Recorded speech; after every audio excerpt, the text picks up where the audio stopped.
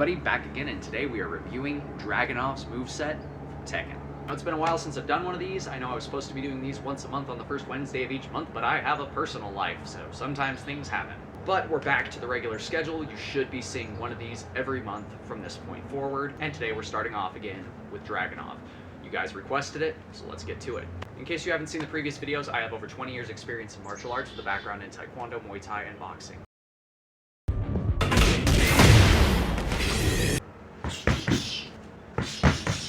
So the jab, body hook, uppercut is a pretty solid combination. It's a boxing combo. You've seen it in MMA, you've seen it in Muay Thai, you've seen it in boxing.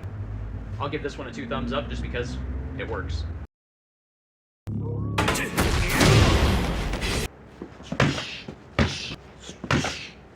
We've got a jumping front kick followed by a double hammer fist. If you've seen the previous videos, you know how I feel about things like double punches or double hammer fists. They're less effective and leave you more open than your typical single hammer fists or single punches. I mean, this could possibly work, but I don't understand why he doesn't just do the jumping front kick and then immediately transition to a hook or a straight or something else that's going to be faster and more effective while leaving him less open, because the jumping front kick is going to leave you exposed enough as it is. You don't need to increase the risk by swinging that big old hammer fist and leaving yourself wide open to overhands, hooks, jabs, uppercuts, counters of all different kinds. Instead, he should just modify it to a more simple variety. Something like that.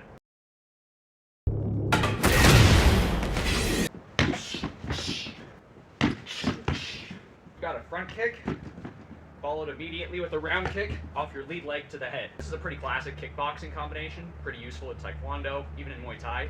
A lot of Muay Thai guys will throw that rear teep, step down, and follow it up with that head kick, where they use that teep to create the space necessary to step forward and throw the follow-up. So obviously this one would work for things like kickboxing, Muay Thai. Heck, it's even been used in the UFC before. It's another classic, basic combination. Let's go to the next one.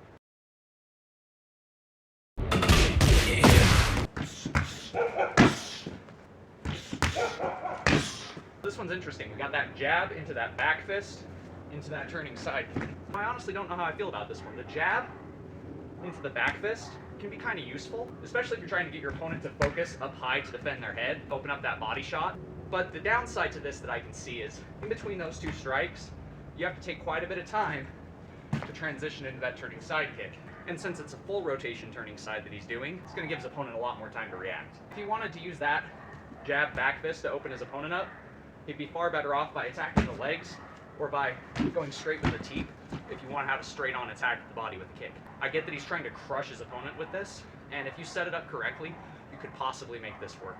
But I don't see why he decides to go jab back fist, and instead of just rotating off of his pivot leg into the turning side, in that position, he feels the need to go all the way around the other side, which just takes more time for the same effect. Just replace that with your normal stance turning side kick, and you'll do it faster and generate the same exact amount of power. 1 thumb up, 1 thumb down, just because it's kind of inefficient.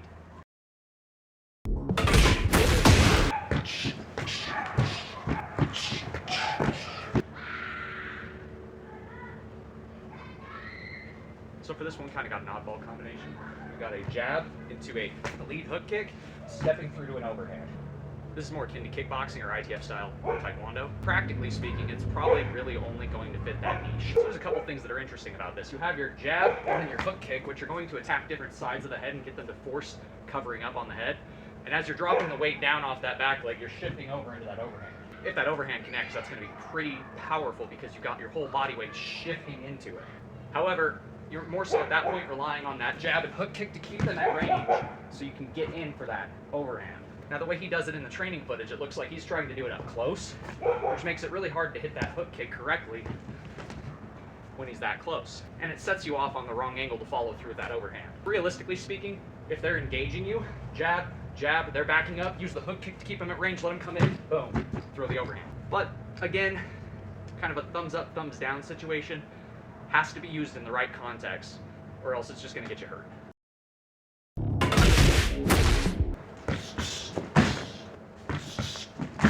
Now here we've got a cross jab, side kick to the knee. This is actually a pretty decent combination because you've got two shots coming up high to distract, another one coming down low to injure.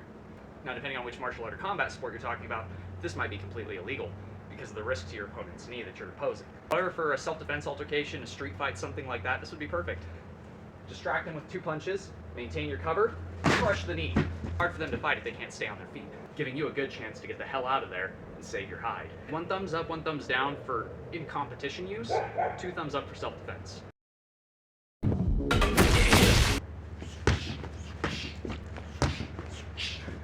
So here we have a roundhouse to the head, followed through to a spinning axe kick or spinning inside-outside crescent kick to the head. Again, something akin to Taekwondo tournament, kickboxing tournament movement. Not something you would typically see in MMA, not something you would typically see in Muay Thai. You could fit it into Muay Thai, but you'd have to have the timing and the distance correct or else you'd just get knocked. For kickboxing and Taekwondo, 2 thumbs up, everything else,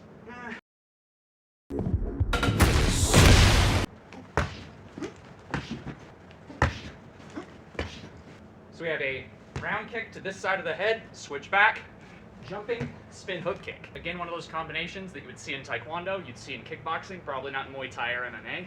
In Muay Thai or MMA, the variety you would typically see of this would be something akin to a body kick, turning back into a standing hook, spinning hook kick, or a head kick, or leg kick, into a turning side, or spinning hook. If you throw your round kick and they go to back away, out of range, that's when you want to chase with that spinning hook kick because you're going to be able to close that distance and strike. So I'd say 2 thumbs up if you got the skills for it.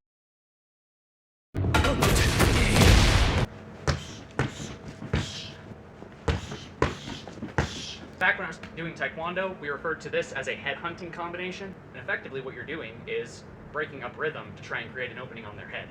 See, in World Taekwondo Federation style Taekwondo, you can't punch to the face, so you have to create openings to the head with your kicks. One of the ways Taekwondo practitioners do this is by throwing lighter, doubled up kicks at their opponent on the same side to try and get them to guard or reposition. Now typically, if you were to do this on a real opponent, after you throw that first one, they're either going to charge in on you or they're going to try and cut an angle when you throw the second one. What you want with this is when you go to throw that second one for them to rush to your jab side if you're orthodox. Because if they run to that side, when you come back around with that other kick, boom, they're running right into it. So useful for Taekwondo, it can be useful for kickboxing if you're able to figure out how to use it. It's a 1 up, 1 down because it requires a lot of fight IQ to be able to time this and use this correctly.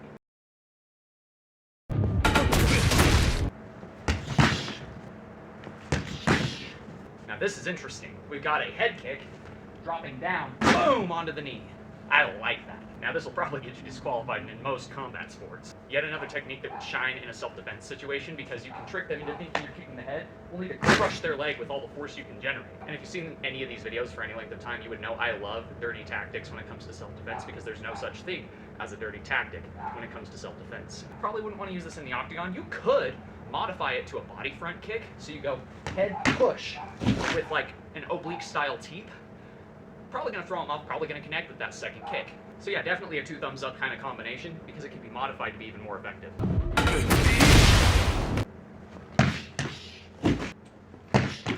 Got a leg kick, followed by a side kick, without setting the foot down. It takes a little bit of practice to figure out how to slam, boom, but regardless, it's an effective tactic. Especially if you've been setting your opponent up with a lot of those rear leg kicks,